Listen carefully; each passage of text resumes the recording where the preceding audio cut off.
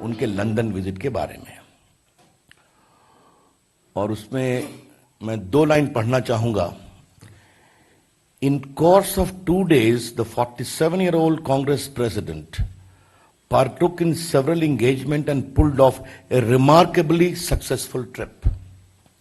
He came as a pleasant surprise to most who heard him first hand. और बाकी इसमें कितना स्तुतिगान है, इसकी हेडिंग दी है राहुल गांधीज अनस्क्रिप्टेड मन की बात इन लंदन। तो इसकी कॉपी हम आपको देंगे।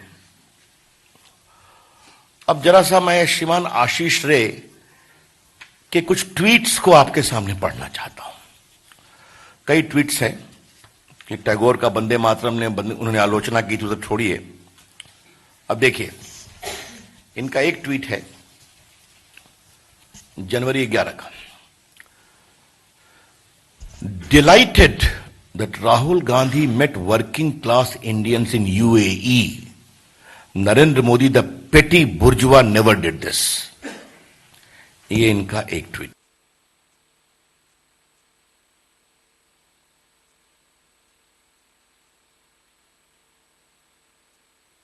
Younger than my child of sedition by Narendra Modi, what Darkonian? Indian National Congress, please save India. INC, please save India. ये इनका दूसरा ट्वीट है, जो मैं भी पढ़ रहा हूं। कई ट्वीट है, बाकी उन्होंने सीतारामन को बहुत गाली बड़ी है।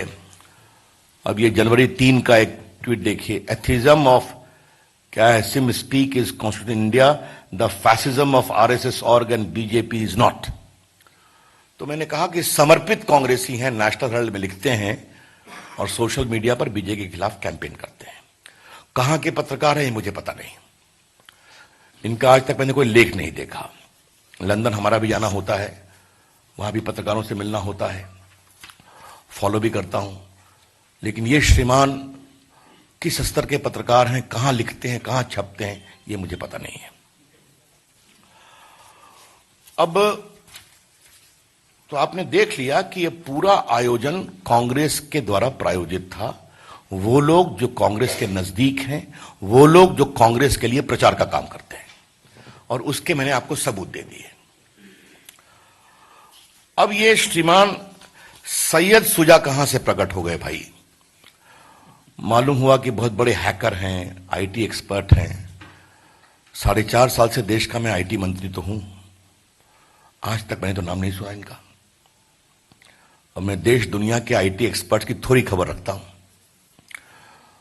क्योंकि मेरे काम का वो दायित्व है। तो ये श्रीमान कहां से प्रकट हो गए, ये मुझे समझ में नहीं आया। इनवाइट में कहा गया था, जो लंदन में उनका कार्यक्रम था, कि ये ईवीएम को हैक करते हुए दिखाएंगे, ठीक है। और वो श्रीमान अमेरिका से प्रकट होते हैं, वो भी चेहरा ढांक करके प्रकट होते हैं। तो ये कौन सा नाटक है, मुझे ये समझ में नहीं आया। वो कितना बड़ा बकवास कर रहे हैं विदेश की धरती से भारत के लोकतंत्र को बदनाम करने के लिए। इसके मैं आपको 3 उदाहरण देता हूं। उन्होंने किसका साया लिया? स्वर्गीय गोपीनाथ मुंडे का, जो अब स्वयं उपलब्ध नहीं है इसका जवाब देने के लिए। हमारे कई वरिष्ठ पत्रकार बैठे हैं, हम लोगों ने शपथ ली थी, उसके 1-2 महीने में उनका दुर्भाग्यपूर्ण निधन हुआ। दिल्ली में एक्सीडेंट हुआ था कार से। और सुधीर गुप्ता, जो एम्स के डॉक्टर हैं, जिन्होंने उनका पोस्टमार्टम किया, उन्होंने कल 1-2 टीवी चैनल्स पे कहा कि मैंने पोस्टमार्टम किया था और वो कार एक्सीडेंट के कारण उनके गर्दन में चोट लगी, उनकी डेथ हुई। तो ये हत्या कहां से बोल रहे हैं भाई? दूसरा बकवास देखिए, बाकी सब चुनाव गड़बड़ है, सिर्फ मध्य प्रदेश, राजस्थान, छत्तीसगढ़ ठीक है, वहां हैकिंग नहीं हुई है। अब इसका, और सबसे जो महत्वपूर्ण बात है, he did not offer any proof. उन्होंने कोई सबूत नहीं दिया और न ही अपने को पत्रकारों के द्वारा सवाल पूछने के लिए भी उपस्थित किया, जिसे आप कहते हैं क्रॉस एग्जामिनेशन करना।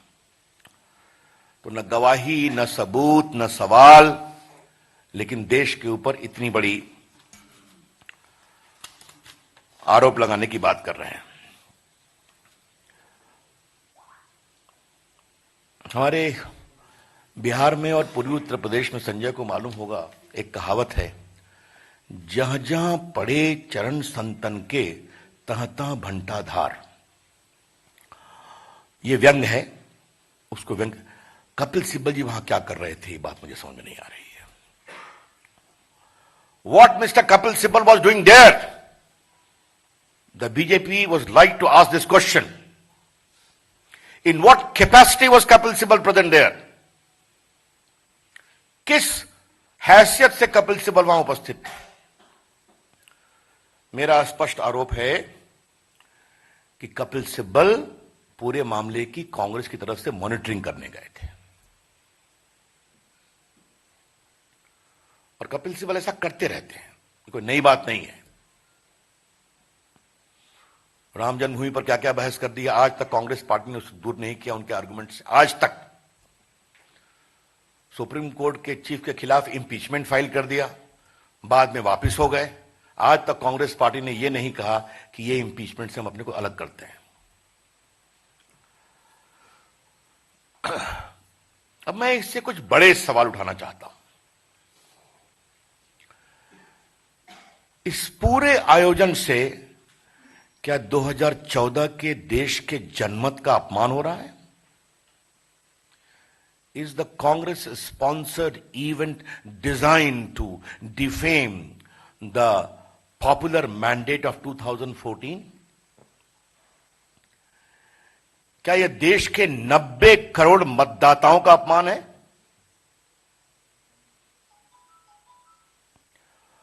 और कहा गया कि 14 में हैकिंग से मोदी जी जीते हैं। 2014 के चुनाव में आप याद करिए, यूपीए पावर में थी, हम नहीं थे। तो जैसा कि चुनाव आयोग ने कहा, ये पूरी कमेटी जो बनी थी 2010 में बनी थी, जो पूरा ईवीएम के टेक्नोलॉजिकल इश्यू को देखती है, मैं उस पर अलग से आऊंगा। तो जो हम सत्ता में थे नहीं, तो फिर भी हमारी इतनी हैसियत थी कि साहब हम हैकिंग कर सकते थे। ये कौन सा लॉजिक है? ईवीएम आज से नहीं, बहुत दिनों से काम कर रहा है, आपको भी मालूम है। अब लगभग 20 साल हो गए ईवीएम को काम करते।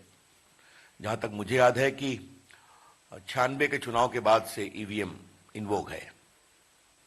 10 साल यूपीए सत्ता में रही कांग्रेस की अगुवाई में, तो ईवीएम ठीक था। 2007 में मायावती जी यूपी में कस के जीती, तो ईवीएम ठीक था। 2012 में उसी ईवीएम से अखिलेश यादव जीते उत्तर प्रदेश में, तो ईवीएम ठीक था। ममता जी बंगाल में जीती, विधानसभा में 2 बार और लोकसभा में काफी जीती, तो ईवीएम ठीक था। लेकिन इस बार के चुनाव में उनको लगा कि वो हारेंगी लोकल बॉडीज में, जहां ईवीएम नहीं था, तो किस तरह से लोगों को वोट देने से रोका गया और बैलेट पेपर को स्टफ किया गया। ये आप लोगों ने टीवी पर दिखाया है कि काउंटिंग हॉल में भी वोटिंग हो रही थी। तो क्या ईवीएम हटा करके ममता जी उसी प्रकार की वोटिंग को लाना चाहती हैं क्या? ये सवाल है। और सुनिए, श्रीमान केजरीवाल जी जीते दिल्ली में, तो ईवीएम ठीक था। अमरिंदर सिंह जीते पंजाब में, तो ईवीएम ठीक था। एलडीएफ जीता केरला में, तो ईवीएम ठीक है। मैंने इतने उदाहरण दिए, लेकिन जब बीजेपी जीते तो ईवीएम खराब है। ये कौन सा लॉजिक है भाई? इससे बड़ा शर्मनाक, मतलब शर्मिंदगी से बड़ा कोई तर्क हो नहीं सकता है। Design to compromise the sanctity of India's electoral process. देखिए, आप एक बात और जानिए, बाकी चुनाव आयोग ने कल कहा है कि ये इलेक्ट्रॉनिक कॉर्पोरेशन ऑफ इंडिया बनाती है, फुल प्रूफ है। भारत के चुनाव आयोग और भारत के लोकतंत्र की दुनिया में चर्चा होती है। और आपको मालूम है, बहुत बड़ी संख्या में भारत के चीफ इलेक्शन कमिश्नर, भारत के इलेक्शन कमिश्नर्स को दुनिया में बुलाया जाता है। क्योंकि मैं इसलिए कह सकता हूं कि एज ए लॉ मिनिस्टर इन चीजों की मुझे जानकारी रहती है। आज दुनिया भर में लोग भारत के डेमोक्रेटिक एक्सपेरिमेंट से सीखना चाहते हैं, और जो पार्टी भारत में 58 साल राज कर चुकी है, वो उस संस्था पर इस तरह के बड़े ही शर्मनाक हमले करवा रही है। याद करिए, पत्रकारों को अनुभव होगा, 2017 में जब ये चर्चा आई थी तो इलेक्शन कमीशन ने कॉन्स्टिट्यूशन क्लब में एक हैक कराया था कि चैलेंज दिया था कि जो भी पॉलिटिकल पार्टी आए ईवीएम को हैक करके दिखाए। Just want to remind my journalist friends that in 2017 the election commission had organized an open challenge in the constitution club of Delhi for 3 days. Any political parties can come and show how they can hack the EVM. कोई नहीं गए, Congress party भी नहीं गई, मैंने सुना communist party गई और कुछ बोल के निकल गई, और ये सैयद सुजा महाशय भी नहीं दिखाई पड़े। अगर इतने बड़े हैकर हैं कि वो 10 साल से इसमें लगे हुए हैं तो 17 में आ जाते वो, तो भी नहीं दिखाई पड़े। हमारा स्पष्ट कहना है कि कांग्रेस पार्टी 2019 के चुनाव में हारने का बहाना अभी से ढूंढ रही है। It is BJP's very definitive charge that in view of the clear indications that the Congress party will lose, it is seeking an alibi from today itself.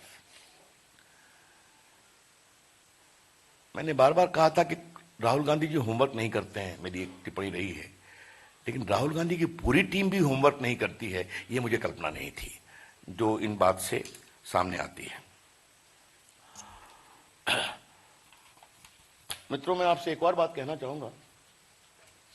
अब ये संस्था उनसे कितनी जुड़ी है।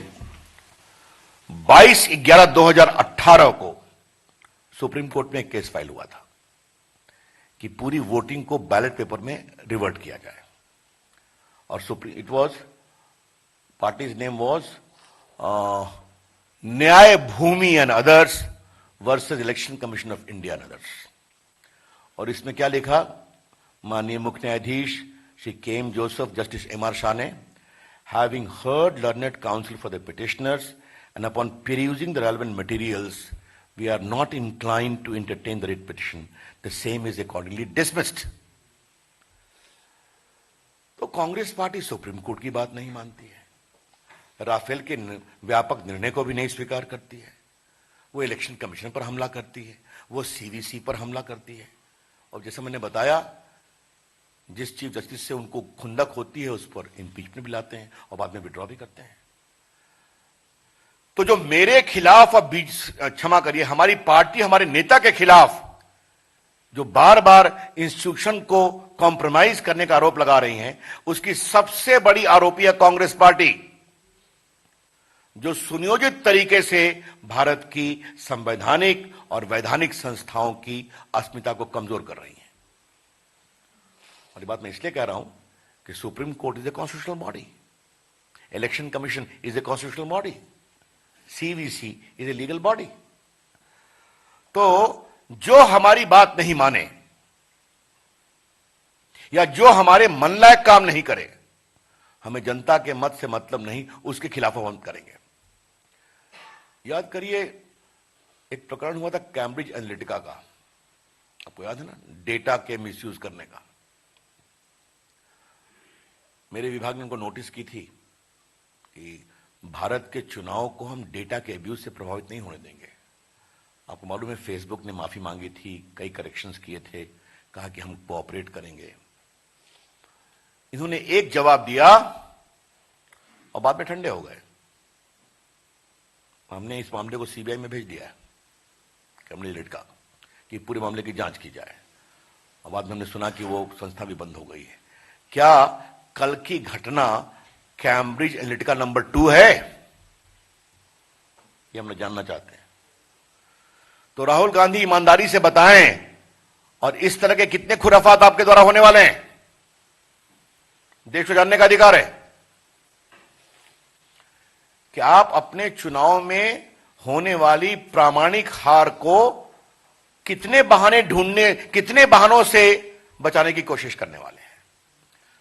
Mr. Rahul Gandhi and the Congress Party, the country is entitled to know, in view of your definitive loss in the coming elections of 2019, how many more alibis you are going to offer?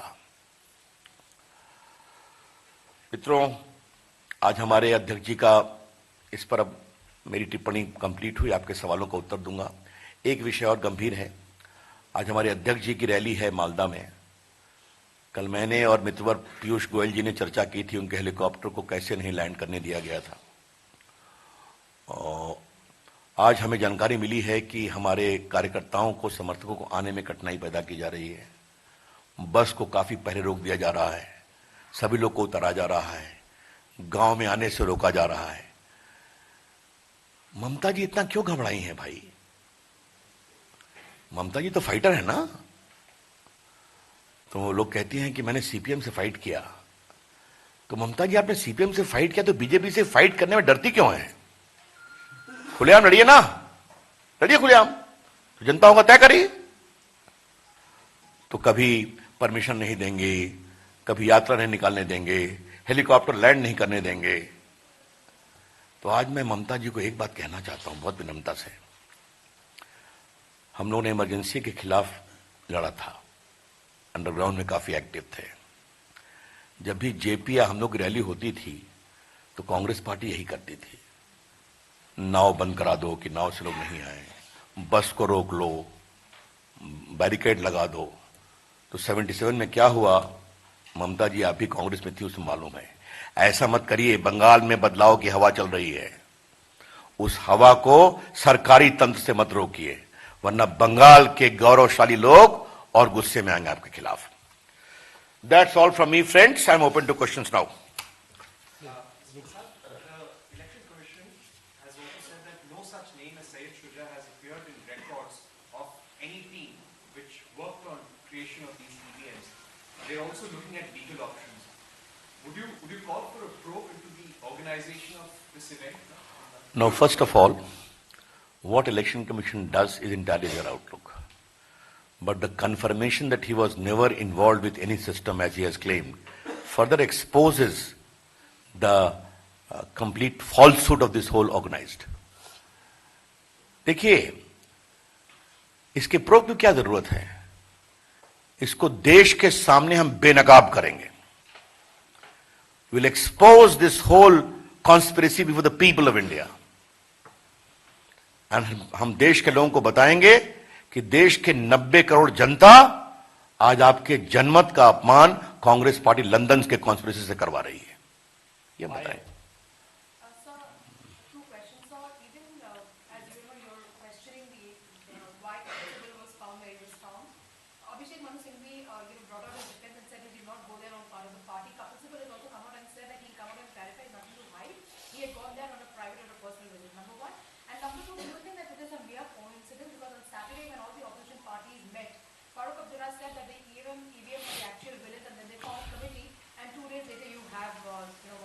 Well, my point is very simple.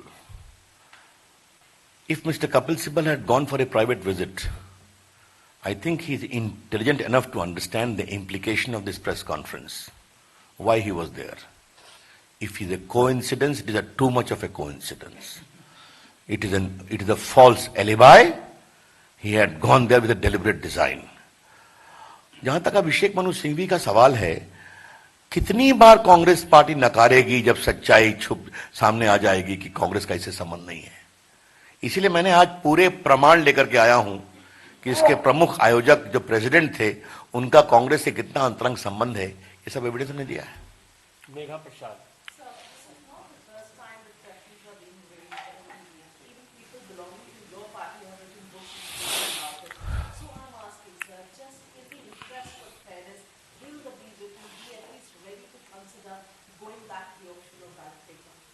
First of all, the book you are talking about, having been written by a BJP member, does not represent the view of the BJP.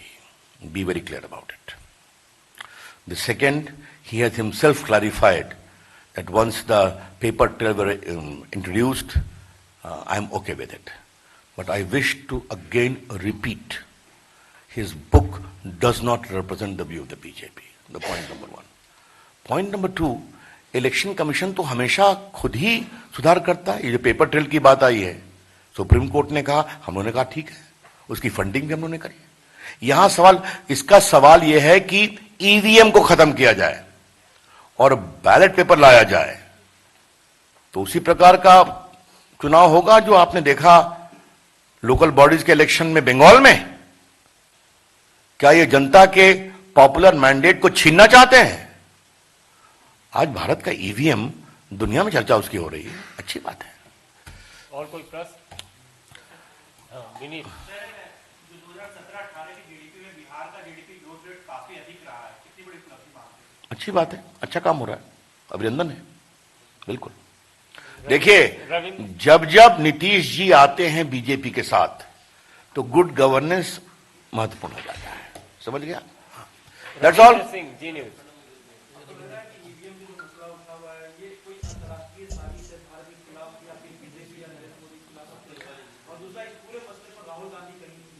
देखिए, आपको मैं एक बात कहूंगा, यह साजिश तो है और इस साजिश में कांग्रेस द्वारा प्रायोजित साजिश है। अब इसके अंतर्राष्ट्रीय इंप्लीकेशंस हैं या नहीं है, आप भी थोड़ा मदद करिए, आप भी तो खोजी पत्रकार हैं।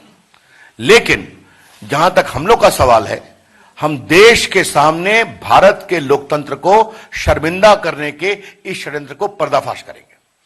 बहुत बहुत मजमूदार साहब, लास्ट क्वेश्चन। ये आप हमसे क्यों पूछ रहे हैं? मेरा जवाब यही है कि उनको इसके बहाने के रूप में एक ऐसा नाम देना था जो व्यक्ति अब जीवित ना हो, जो इसका जवाब नहीं दे सके। और गोपीनाथ मुंडे हमारे बड़े अंतरंग मित्र थे और बहुत वरिष्ठ नेता थे हमारी पार्टी के।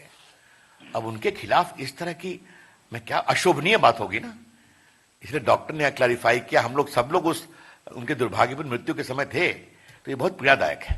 अनामिका रत्न।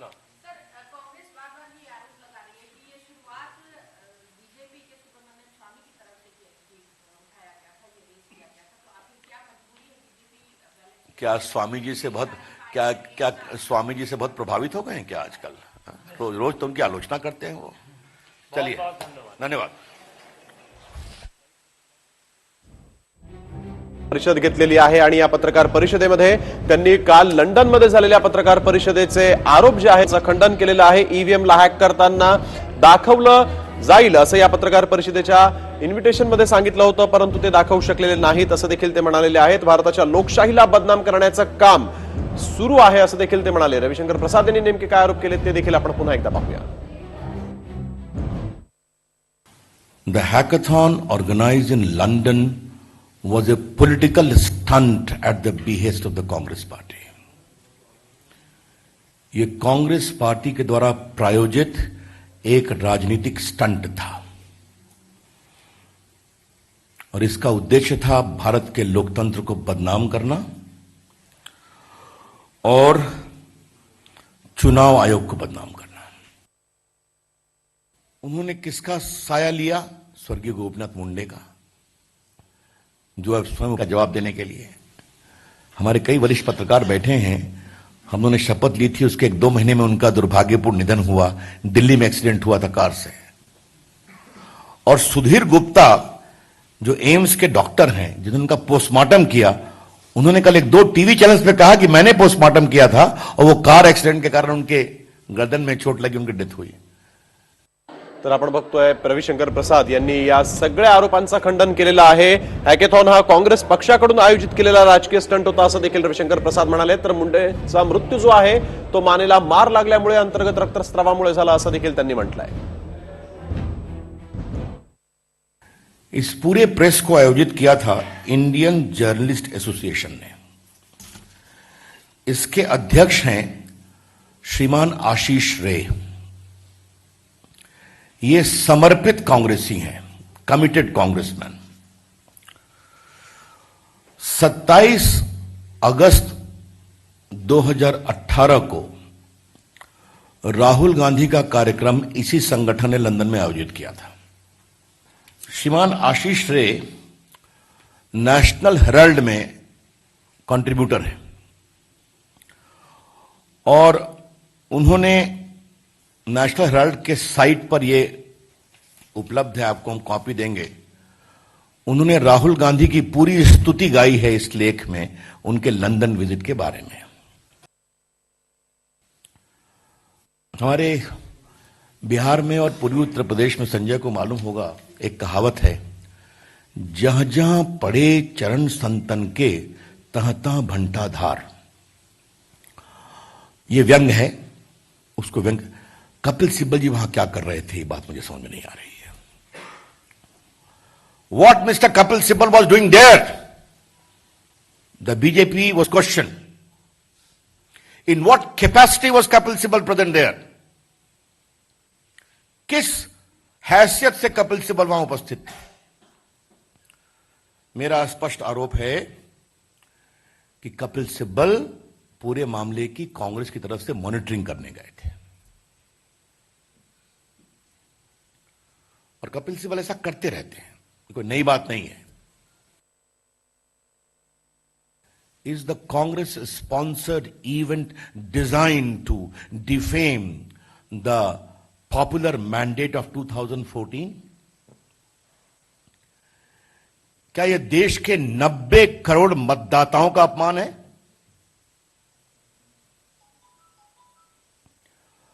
और कहा गया कि 14 में हैकिंग से मोदी जी जीते हैं। 2014 के चुनाव में आप याद करिए, यूपीए पावर में थी, हम नहीं थे।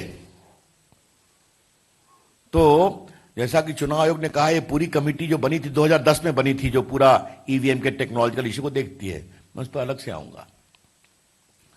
तो जो हम सत्ता में थे नहीं, तो फिर भी हमारी इतनी हैसियत थी कि साहब हम हैकिंग कर सकते थे। ये कौन सा लॉजिक है?